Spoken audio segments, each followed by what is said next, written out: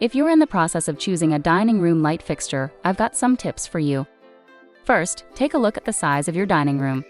You'll want to choose a fixture that is appropriately sized for the space. Next, consider the style of your dining room. Is it traditional or modern? Select a fixture that fits with the overall aesthetic of the room. Function is also important. Do you use your dining room for formal dinners or more casual meals?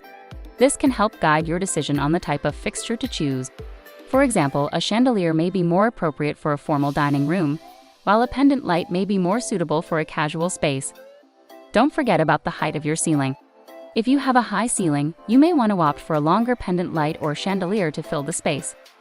On the other hand, if you have a low ceiling, a flush mount light or a shorter pendant light may be a better option. Finally, consider the size of your dining table. A larger table may require a larger light fixture to adequately light the space, while a smaller table may be better suited for a smaller light fixture. I hope these tips help you find the perfect dining room light fixture for your space. Happy shopping!